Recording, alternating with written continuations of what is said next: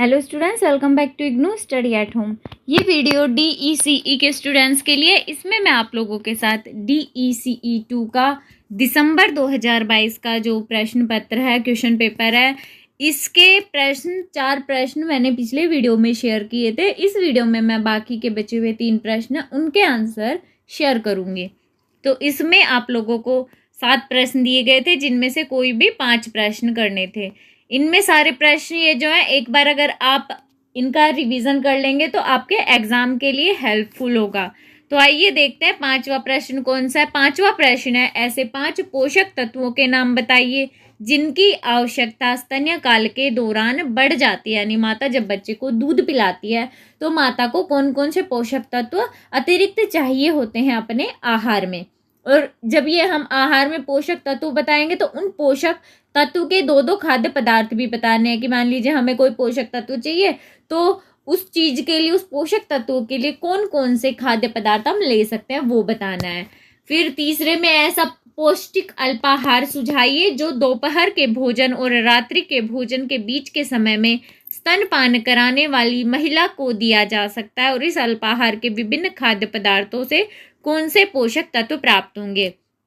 यानी कि दोपहर का जब खाना खाती है महिला, उसके बाद उसे जब हल्की भूख लग रही होती है, यानी रात के खाने का टाइम होता नहीं है और उससे पहले जो हल्की भूख लगती है शाम को चाय के टाइम पे, उस समय एक पौष्टिक अल्पाहार कौन सा होना चाहिए जो माता बच्चे को दूध पिलाती है उस माता के लिए, ताकि उन्हें क्या पोषक तत्व मिल सके। और जो खाद्य पदार्थ बनाएंगे आप, उससे जो पोषक तत्व मिलेंगे उनके बारे में भी बताना है। प्रश्न संख्या 6 में आपसे 5 रोग बताने को कहा है जिनके लिए के बच्चे को टीकाकरण करवाया जाता है, टीके लगाए जाते हैं। ऐसे 5 रोग बताने हैं। देखभाल करता अल्प निर्जलीकरण से ग्रस्त बच्चे का घर पर ही उपचार कैसे कर सकती है। यानी बच्चे को अतिसार दस्त हो जाते हैं, उल्टी हो जाती हैं, तो बच्चे के शरीर से क्या पानी की मात्रा बहुत ज़्यादा मात्रा बाहर आ जाती है, शरीर में पानी की कमी हो जाती है। तो क्या ये पानी की जो कमी होती है, तो अल्प निर्जलीकरण का मतलब हल्की कमी होती है, उस समय देखभाल करता घर पर ही कैसे इसका इलाज करेगी वो बताना है। फिर एक संक्रमण के बारे में, इनमें से किसी इन चीज़ों का, आंख का संक्रमण है इसका एक, कोई भी आंख का संक्रमण और कोई भी कान का एक संक्रमण के बारे में आपको बताना है, उसके लक्षणों के बारे में। 7वें प्रश्न में आपको किन्हीं 2 के ऊपर टिप्पणी लिखनी है। 4 पॉइंट दिए गए हैं और 2 में आपको लिखना है। पहले में आप लिख सकते हैं कि 13 से 36 माह के बच्चों, शाला पूर्व बच्चों के लिए आहार की योजना बनाते समय क्या क्या चीजें ध्यान रखनी है। स्तनपान कराने का क्या महत्व है। ICDS कार्यक्रम, यानी कि जो आंगनबाड़ी का जो हमें सुविधा दी जा रही है, उस कार्यक्रम के अंतर्गत प्रदान की जाने वाली पोषण व स्वास्थ्य सेवाएं कौन कौन सी हैं।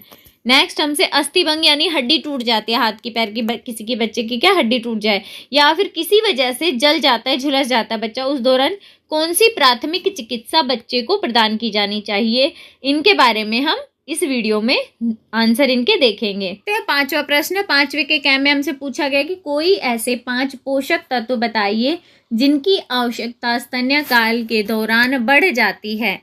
यानी कि कौन से 5 पोषक तत्व। जो पोषक तत्व है वो है ऊर्जा, प्रोटीन, कैल्शियम, विटामिन ए और विटामिन डी, विटामिन सी।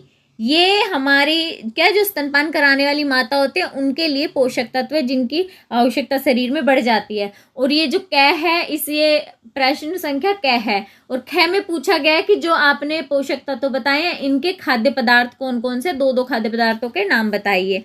तो ये जो खाद्य स्रोत है, ये प्रश्न संख्या 5 के ख का आंसर है। खाद्य स्रोत में ऊर्जा के लिए साबुत अनाज जैसे गेहूं, दालें, साबुत दालें होती है ना, वो हो जाएगा। प्रोटीन के लिए अंडा या सूखे मेवे हो सकते हैं।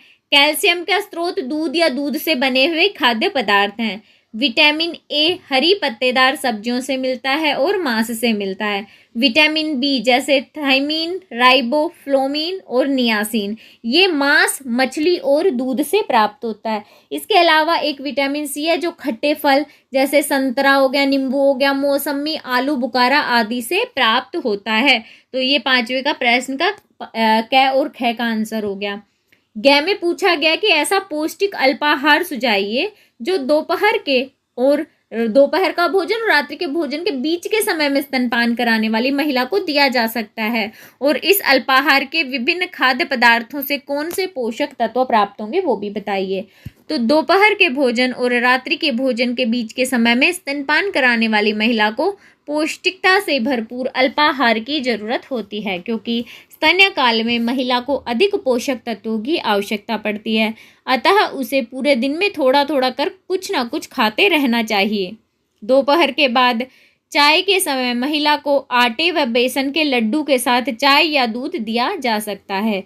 इसमें अनाज, वसा यानी घी, चीनी, गुड़ आदि व दूध सभी सामग्रियां जो पौष्टिकता से भरपूर होती हैं, जो अधिक भारी भी नहीं होती और शाम की हल्की भूख के लिए उपयुक्त भी हैं। चाय, दूध व आटे बेसन के लड्डू से निम्नलिखित पोषक तत्व मिलेंगे।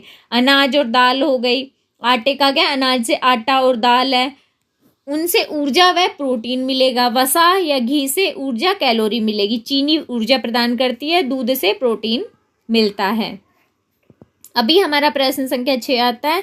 6 में पूछा गया है, ऐसे 5 रोग बताइए जिनसे बचाने के लिए बच्चे का टीकाकरण यानी प्रतिरोधक टीके लगाए जाते हैं। अब टीकाकरण करवाया जा सकता है।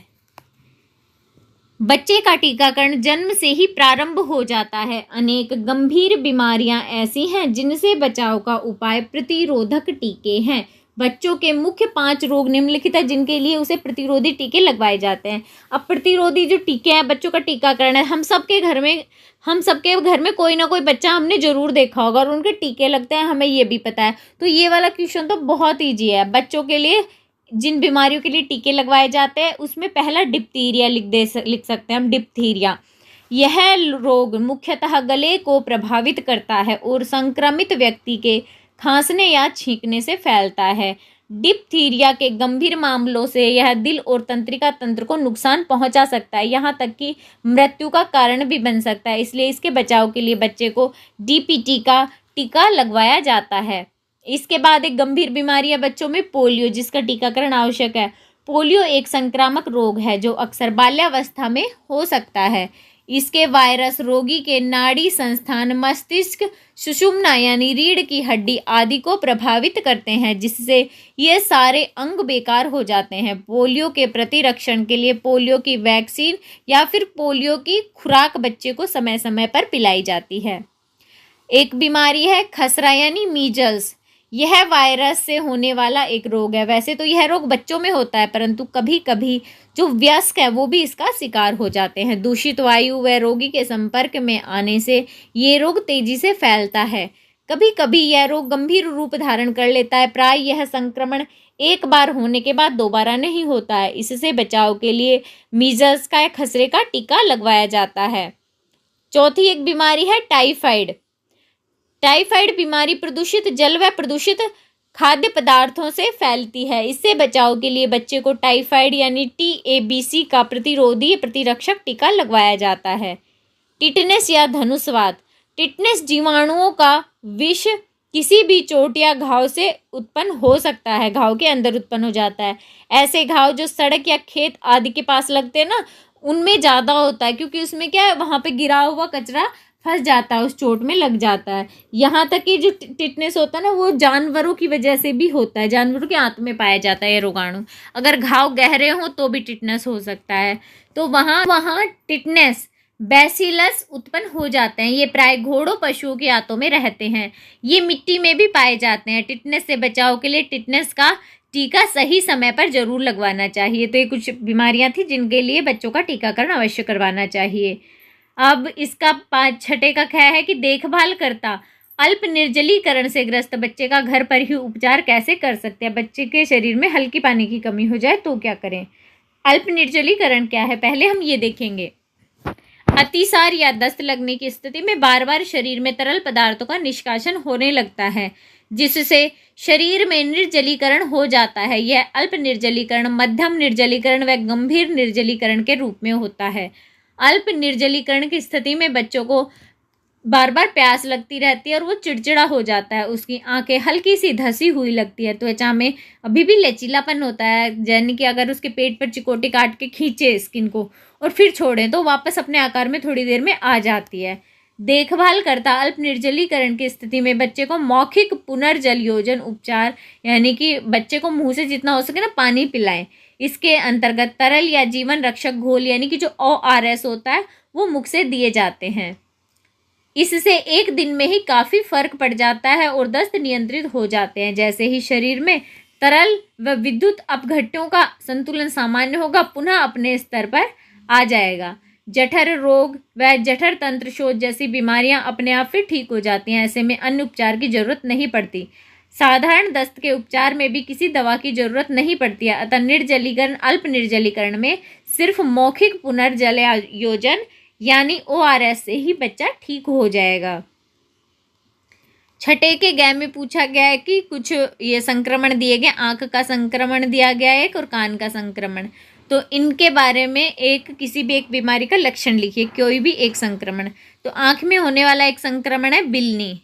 बिल्नी आंखों में होने वाला एक संक्रमण है। आंखों में जीवाणु जनित संक्रमण यानी बैक्टीरियल इन्फेक्शन के कारण पलकों पर सूजन यानी लाल सूजन आ जाती है, जिसे बिल्नी कहते हैं। इस सूजन में काफ़ी दर्द होता है, कभी कभी यह सूजन फट जाती है और फिर इससे मवाद निकलता है। मवाद निकलने के बाद दर्द में राहत मिल जाती है।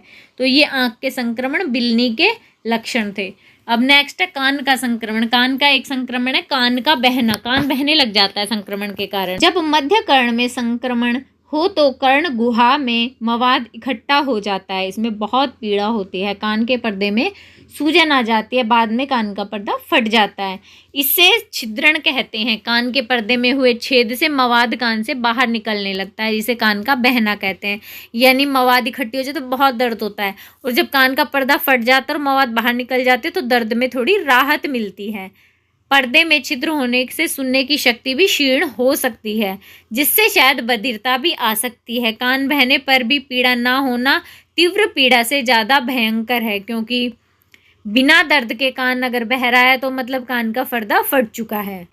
वैसे तो कान के पर्दे में छेद होने पर मवाद बाहर निकल जाती है और बच्ची सुपोषित है तो कान का छिद्र धीरे धीरे अपने आप ही ठीक हो जाता है। इसलिए इससे होने वाली बधिरता अस्थायी होती है। पर कान के पर्दे में छेद होता जाए तो चिरकालीन मध्य कर्ण शोथ हो जाएगा, जिससे कान का पर्दा बार बार फटता है, शत विकसित हो जाता है और सुनने की क्षमता पर बुरा प्रभाव पड़ता है। नेक्स्ट प्रश्न है प्रश्न संख्या 7 का। पहला है कि 13 से 36 माह के बच्चों व शालापूर्व बच्चों के लिए आहार की योजना बनाते समय ध्यान में रखने योग्य पहलू कौन कौन से हैं। 1 से 3 वर्ष के बच्चों के लिए उनका आहार काफ़ी महत्वपूर्ण होता है, क्योंकि अभी बच्चे के शरीर को अधिक पोषण की जरूरत होती है। अगर बच्चे को इस समय सही पोषण ना मिले तो उसके विकास पर गलत प्रभाव पड़ सकता है। अतः उनके आहार में विटामिन, खनिज लवण, वसा, प्रोटीन, कार्बोहाइड्रेट आदि सब कुछ होने चाहिए। इनके आहार में तीनों खाद्य वर्ग के खाद्य पदार्थों को शामिल करना चाहिए। इस समय बच्चों को खाना खिलाना एक बहुत बड़ी चुनौती होती है। तब बच्चों को खाना खिलाने व उनके लिए आहार योजना बनाते समय कुछ कारकों का ध्यान में रखा जाना चाहिए, जैसे कि बच्चे जैसे जैसे बड़े होते हैं उनमें स्वावलंबन की भावना आने लगती है, वे स्वयं खाना खाना पसंद करते हैं। अतः बच्चों को ऐसा खाना दे जो स्वयं पकड़कर खा सके। अतः उनको सेब या गाजर जैसे जो फल है ना उनके टुकड़े दे सकते हैं, जिसे वे आसानी से पकड़कर खा सके। इनके टुकड़े जितने बड़े हों उतना अच्छा है, क्योंकि अगर छोटे टुकड़े देंगे ना तो बच्चा गले में फंसा सकता है।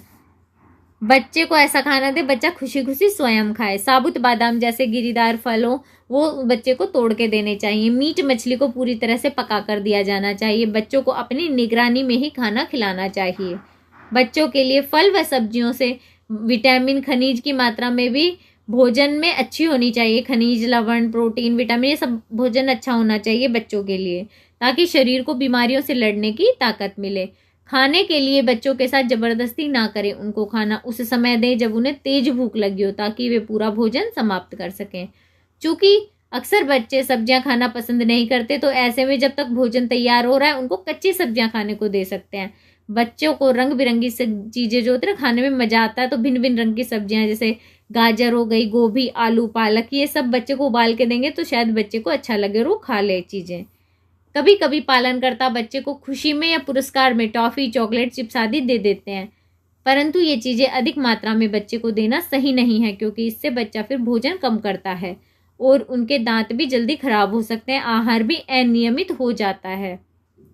नेक्स्ट क्या ध्यान में रखना कि बच्चों को अधिक तला भुना व मसाले युक्त भोजन, मैदा कम ही देना चाहिए। ये सब बच्चों के कोमल पाचन तंत्र के अनुकूल नहीं होती हैं चीज़ें। बच्चों को अधिक सुवास वाले खाद्य पदार्थ भी नहीं देने चाहिए, क्योंकि वे ज़्यादा गंध वाला भोजन पसंद नहीं करते हैं। सभी बच्चों के विकास की गति अलग अलग होती है, समान नहीं होती। तो बच्चों को स्वयं खाने के लिए जिद ना करे कि तुम खुद से खाओ खुद से खाओ। वो तो ऐसे रहता है ना कई बार कि सामने किसी बच्चे को देख रहा है तो अच्छा वो तो अच्छे से खुद से खा लेता है, इतना ही बड़ा है तुम्हारे जितना है। तो ये जिद नहीं करनी है, बच्चे धीरे धीरे अपने आप सीख लेंगे, जबरदस्ती नहीं करनी चाहिए।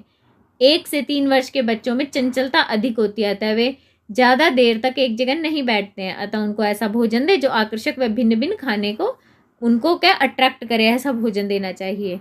बच्चों के लिए भी हमेशा नियमित आहार पद्धति ही अपनानी चाहिए, क्योंकि बच्चे अभी एक साथ ज़्यादा खाना नहीं खा सकते, तो थोड़े थोड़े अंतराल पर कुछ ना कुछ खाने को देना चाहिए।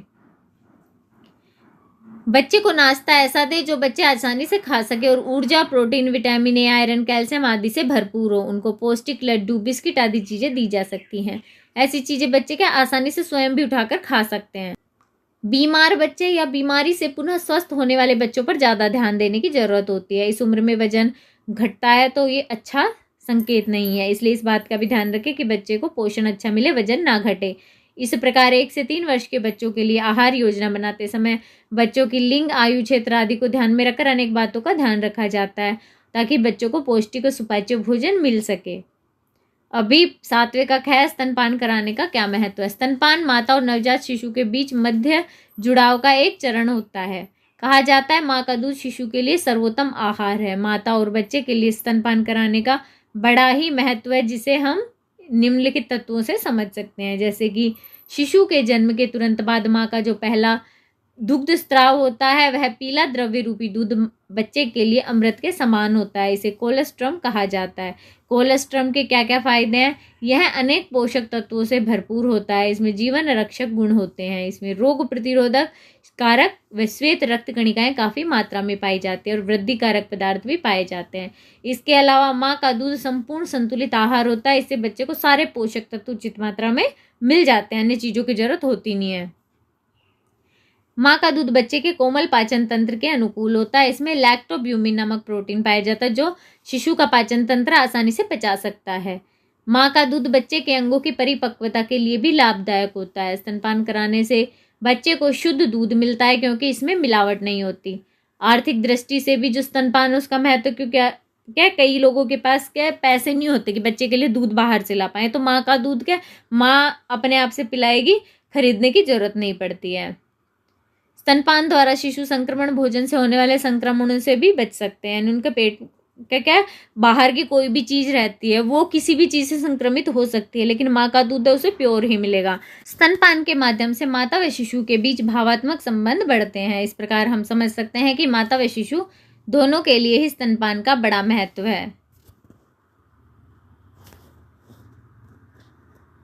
अभी गै में हमसे पूछा गया कि ICDS कार्यक्रम के अंतर्गत प्रदान की जाने वाली सेवाएं कौन कौन सी हैं, पोषण व स्वास्थ्य सेवाएं कौन कौन सी हैं, यानी पोषण और स्वास्थ्य से संबंधित कौन सी सेवाएं आंगनवाड़ी में दी जाती हैं। ICDS कार्यक्रम का मुख्य उद्देश्य पोषण व स्वास्थ्य संबंधी सभी सेवाओं को एक साथ एक ही स्थान पर उपलब्ध कराना व माँ एवं शिशु को एक जैविक इकाई के रूप में देखना है। ICDS कार्यक्रम के अंतर्गत प्रदान की जाने वाली प्रमुख पोषण एवं स्वास्थ्य सेवाएं निम्नलिखित हैं। पहला, पूरक पोषण। यह ICDS के द्वारा प्रदान की जाने वाली प्रमुख सेवा है। इसमें समुदाय विशेष में निर्धन व 6 वर्ष से कम आयु के बच्चों, गर्भवती व स्तनपान कराने वाली महिलाओं को साल के 365 दिनों में से 300 दिन तक पूरक आहार दिया जाता है। यह आंगनबाड़ियों द्वारा वितरित किया जाता है। भिन्न भिन्न राज्यों में भिन्न भिन्न आहार मिलता है, यानी कि जिस राज्य में जो खाद्य पदार्थ खाया जाता है ना, जो प्रचुर मात्रा में वहाँ मिलता है, पौष्टिक होता है, वही वहाँ पे प्रदान किया जाता है। इनमें अनाज, दालें, तेल, चीनी मुख्य सामग्री होती है। व्यक्तिगत जरूरतों के अनुसार विटामिन ए, लौह तत्व, फोलिक एसिड, आयोडीन आदि भी दिया जाता है। नेक्स्ट, ICDS में स्वास्थ्य संबंधित टीकाकरण भी किया जाता है। इसके अंतर्गत गर्भवती महिला शिशुओं की और जरूरी टीके लगाए जाते हैं, जैसे टिटनेस, काली खांसी, गलघोटू, पोलियो एवं क्षय रोग आदि के प्रतिरोधक टीके व खुराक प्रदान की जाती है। इसके अलावा ICDS कार्यक्रम के अंतर्गत स्वास्थ्य की जांच, छोटी मोटी बीमारियों का उपचार व संदर्भ सेवाएं भी उपलब्ध होती हैं। इस सेवा के अंतर्गत आंगनबाड़ियों में बच्चों व महिलाओं, गर्भवती महिलाएं, स्तनपान कराने वाली सब महिलाओं की जांच स्थानीय कार्यकर्ताओं द्वारा, जैसे महिला स्वास्थ्य परिदर्शिका, सहायक नर्स, दाई आदि द्वारा नियमित अंतराल पर की जाती है। छोटी मोटी बीमारियों के लिए आंगनबाड़ी केंद्र में ही दवाइयाँ होती हैं जो आंगनबाड़ी कार्यकर्ता द्वारा दी जा सकती हैं। विशेष जांच व उपचार के लिए प्राथमिक स्वास्थ्य केंद्र या जिला अस्पताल उनको भेज दिया जाता है। वृद्धि अनुवीक्षण भी किया जाता है। अनुवीक्षण शब्द का अर्थ है किसी पर विशेष निगरानी रखना। इसके द्वारा बच्चे के शारीरिक वृद्धि यानी बच्चे का भार, लंबाई, ये चीज़ें क्या इन पे ध्यान रखा जाता है, निगरानी रखी जाती है।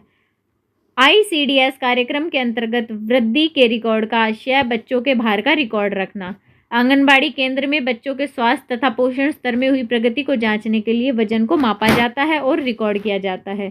यह रिकॉर्ड एक विशेष वृद्धि चार्ट द्वारा किया जाता है।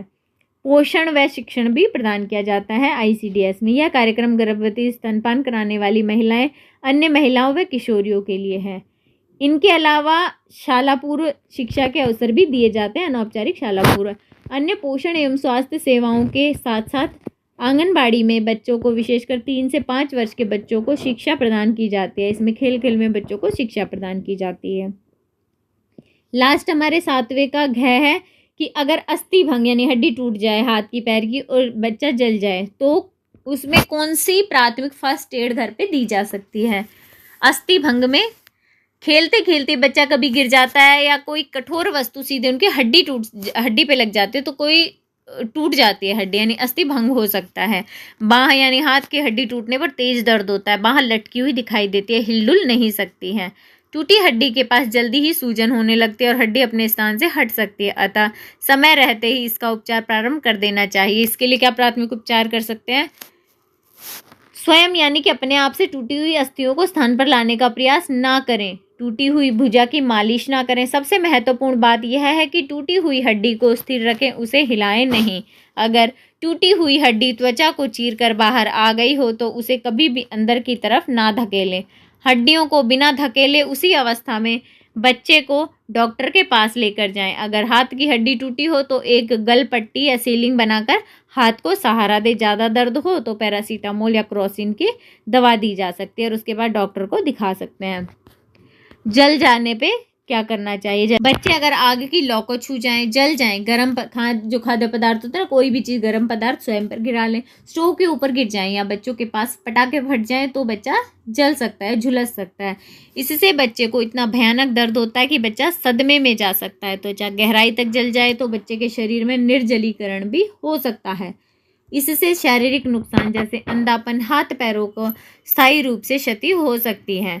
जलने पे एक प्राथमिक उपचार क्या कर सकते हैं कि सबसे पहले जले हुए भागों को ठंडे पानी से तुरंत धोएं। इससे त्वचा को ठंडक मिलती है और उससे क्या गहराई तक जलने से बच जाता है कि तुरंत ठंडा पानी अगर जल जाएगा तो स्किन अंदर तक नहीं जलन होगी। अगर संभव हो तो बर्फ़ लगाएं। ये सब जलने के आधा घंटे के अंदर ही करना है।